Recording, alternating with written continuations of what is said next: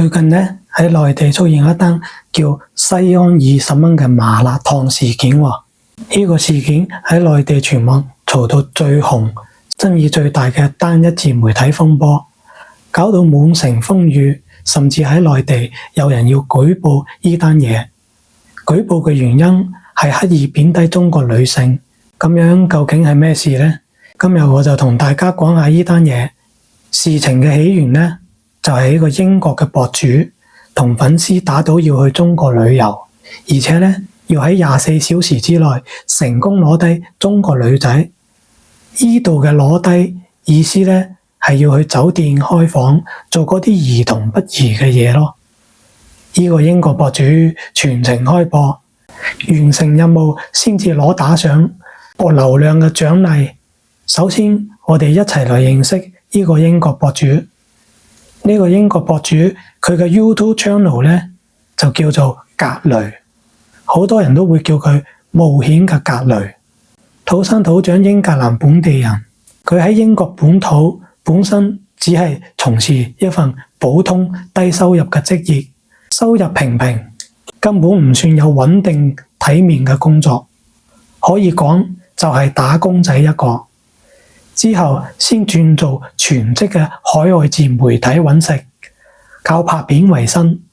內地所有嘅平台，佢完全係零註冊、零賬號，咩都冇，好似抖音啊、小紅書啊、視頻號啊，通通都冇。全部影片淨係擺喺 YouTube 同埋 Facebook 同埋 OnlyFans 呢3個海外嘅平台運作。佢嘅社交平台積累咗大概22萬嘅固定粉絲，呢批粉絲好多呢都係專門鍾意睇異國搭訕異性呢類獵奇嘅題材㗎，係佢核心消費嘅群體。呢個唔係佢第一次玩限時搭訕拍片變現嘅套路，呢套流水線嘅玩法，佢喺泰國、墨西哥、烏克蘭等東南亞、歐美小國已經實操咗2年，係一套百試百靈嘅穩賺模式。佢嘅固定流程長年不變，觸發之前直播間同粉絲落賭注，去到當地物色年輕嘅女生，快速約會、贈餐、入住酒店，分2層剪片上架平台盈利。過往佢一直靠呢個模式收割播放、打賞同付費嘅訂閱，早就食透咗海外平台嘅規矩，甚至異國跨城嘅相處。喺流量密碼收益遠高於普通風景旅遊片。今次係佢第一次將呢套烈焰流量嘅版本搬到嚟中國大陸境內。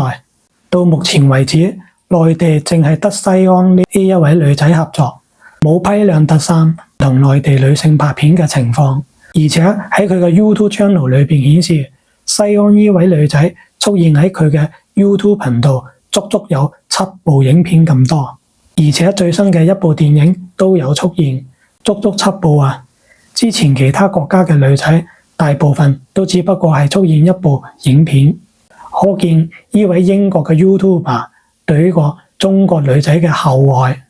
有冇可能佢哋已經成為正式嘅情侶呢？喺回答呢個問題之前，我哋先嚟認識一下呢個女主角。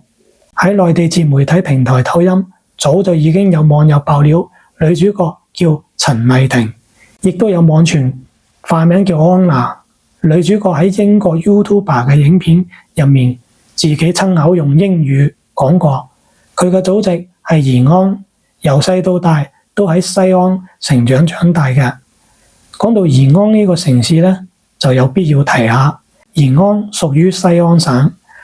喺陝西省北部嘅城市，佢係中國極具歷史性重量嘅紅色革命聖地。當年長征之後嘅革命根據地就設喺延安。抗戰時期好多重要嘅決策啊、革命建設啊，都係喺呢度開展㗎，承受住好深厚嘅紅色歷史底蘊啊。中國嘅好多高官都出現喺延安。而西安同樣都係喺陝西省，而且仲係陝西省嘅省會城市喎。喺國內係大名鼎鼎嘅千年古都。古代嘅時候叫做長安，歷史文物古蹟多不勝數，好似兵馬俑啦、古城牆啦、大雁塔啦，全部都係喺西安。呢個英國 YouTuber 亦都係去兵馬俑度拍咗一段影片，女主角亦都係英國 YouTuber 影片入面仲親口話過自己唔淨止識英文，仲識廣東話、重慶話，仲有中國其他嘅方言等等，大概咧有100幾種喎。各位，100幾種語言喎，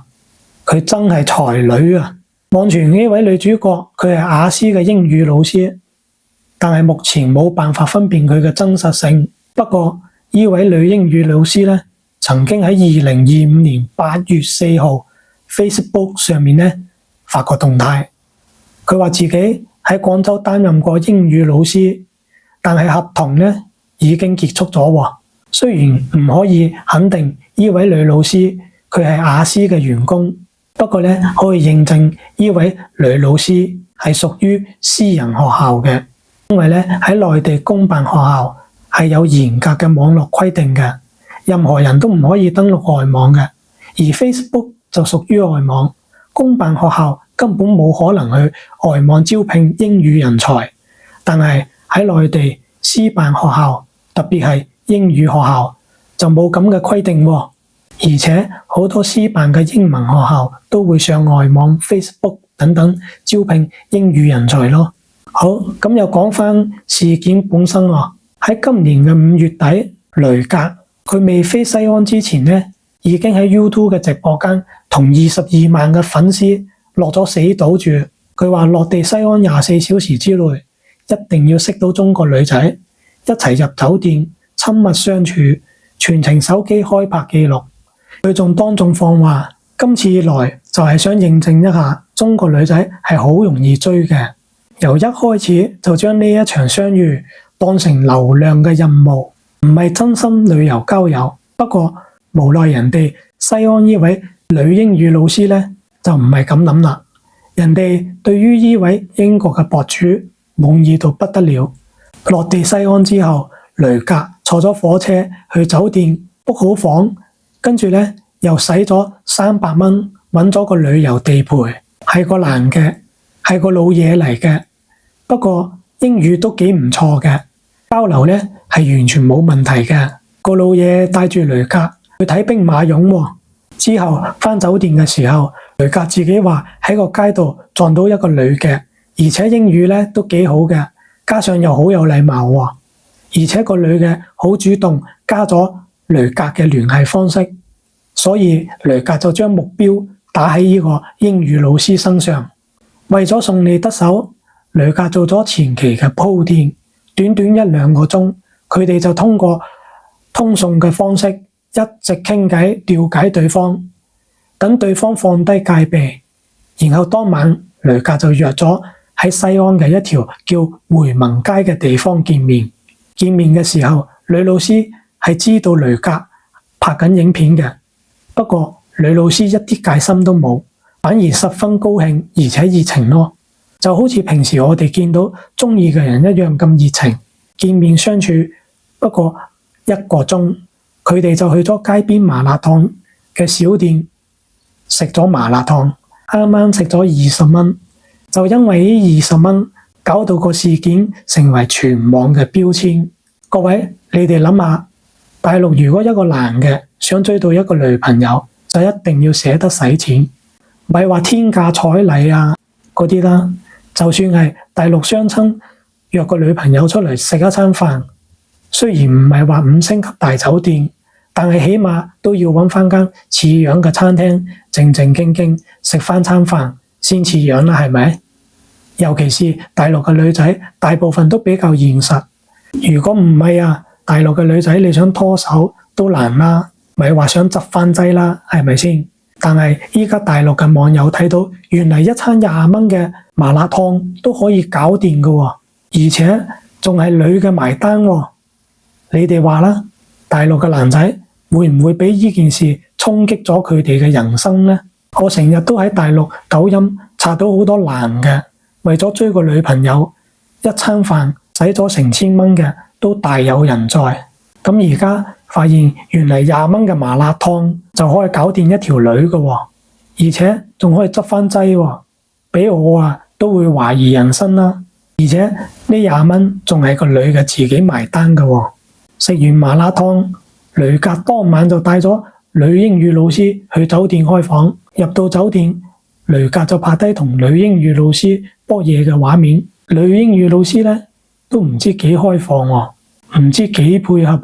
配合到甚至連雷格都唔好意思。呢個畫面甚至乎你可以睇到呢個女老師呢用佢條脷嚟舐個鏡頭喎，簡直同日本嘅 AV 女郎不分上下。呢位英國嘅博主將呢段搏嘢嘅影片製作成2部，一部呢係輕量級嘅唔露點嘅擺上 YouTube， 而另一部呢就係同 AV 女郎咁樣一樣剝晒光珠嘅親密無碼嘅高清畫面，擺上咗 OnlyFans 呢個付費平台度永久保存。因為事件發生之後，喺大陸抖音上面鋪天蓋地關於呢單嘢影片到處都係，冚都冚唔住。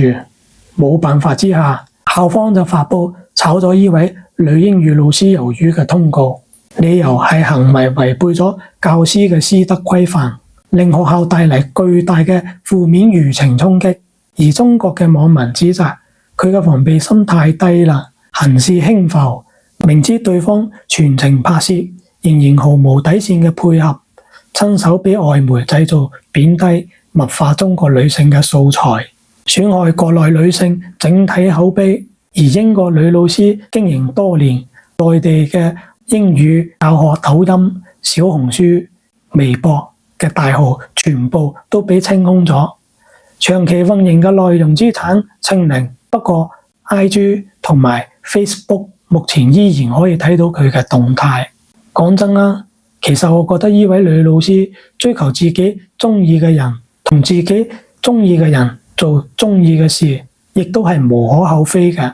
畢竟邊個人唔想同自己中意嘅人做中意嘅事呢？要怪就只能怪佢太過黑仔啦。本嚟就係芝麻綠豆嘅事，做乜鬼又曝光得咁緊要？所以話做人低調，有時呢係真係可以保命㗎喎。按照依家嘅狀況嚟睇呢，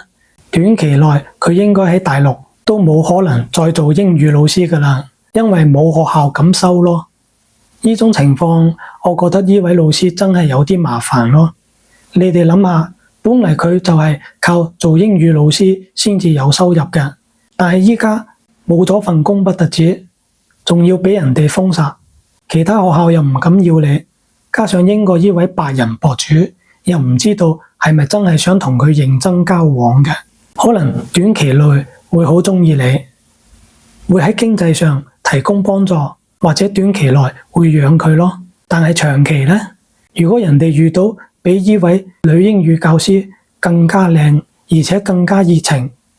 佢會點揀呢？事實人哋就算飛咗你，都好正常㗎噃，係咪啊？有句話講得啱嘅，撿粒芝麻跌過西瓜。不過目前睇嚟，呢位白人博主仲係好愛呢位女老師嘅，畢竟喺佢嘅 YouTube channel 上面呢，就睇得出嚟啦，足足拍咗7部影片，而且係喺唔同嘅城市拍嘅喎。如果係玩玩下嘅，應該唔會拍咁多咯，因為之前其他國家佢都只不過同每個女仔拍1部影片，呢次7部真係有可能係玩真嘅。不過跟住落嚟又會點呢？我哋不妨繼續關注。我只能夠喺呢度講句，祝你哋天長地久啦。好啦，呢期影片又咁上下啦，想支持我嘅就 follow我，我哋下次再見。